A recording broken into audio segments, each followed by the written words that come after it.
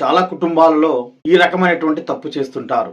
మనకు ఎవరైనా సహాయం చేసినా, కష్టకాలంలో మనం ఆదుకున్నా, మనం ఏదైనా ఇబ్బందుల్లో ఉన్నప్పుడు మనకు చేదోడు వాదోడుగా వాళ్ళు ఉన్నా, అటువంటి వాళ్ళు కొన్ని సందర్భాలలో మన యొక్క వీక్నెస్ తెలుసుకొని వాళ్ళు ఒక రకమైనటువంటి ప్రవర్తన చేస్తుంటారు.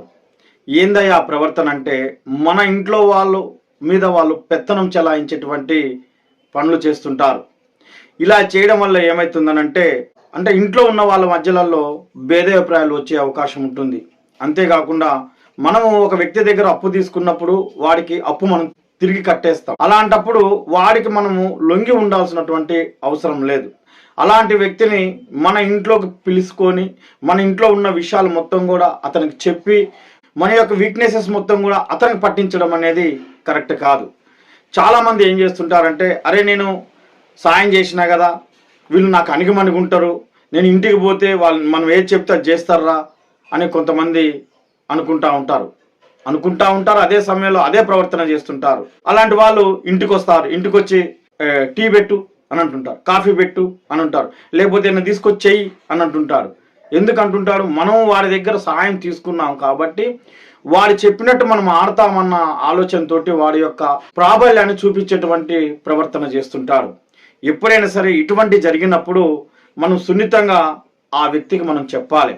అంతేకాకుండా మన ఇంట్లో ఉన్న విషయాలు మొత్తం కూడా బయట వ్యక్తులకు కూడా ఎప్పుడు కూడా మొత్తం చెప్పాల్సినటువంటి అవసరం లేదు, చెప్పకూడదు కూడా.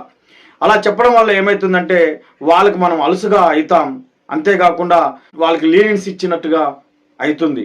అప్పుడు ఏమవుతుందంటే ఏదో ఒక సందర్భంలో వాడు కూడా మనల్ని, అంటే మన ఇంట్లో ఉండేటువంటి కొంతమంది మీద ప్రవర్తన అంటే అజమాయిషి చేయాలని చూసేవాడు లాస్ట్కి ఆ ఇంట్లో ఉన్నటువంటి కుటుంబ పెద్ద మీద, రెండో కుటుంబ పెద్ద మీద కూడా వాడు అజమాయిషి చేయాలని చూస్తుంటారు.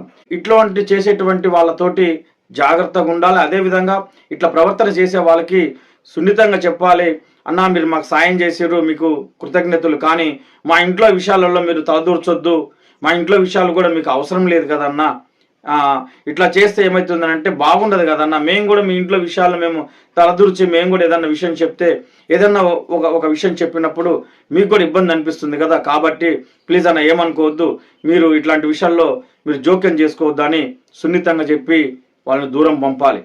అంతేగాని వాళ్ళని ఎత్తి మీద ఎక్కించుకొని వాళ్ళు ఆడిందే ఆట పాడిందే పాట అన్నట్టు మనం కూడా చేస్తే లాస్ట్కి ఇంట్లో ఉన్న వాళ్ళందరూ కూడా వాడికి చులకనగా అవుతారు మిత్రులారా. కాబట్టి ఇటువంటి వారితోటి కూడా మనం జాగ్రత్తగా ఉండాలి. ఇట్లా చేసిన వారిని కూడా మనం సున్నితంగా ఖండించాల్సినటువంటి అవసరం ఉన్నది.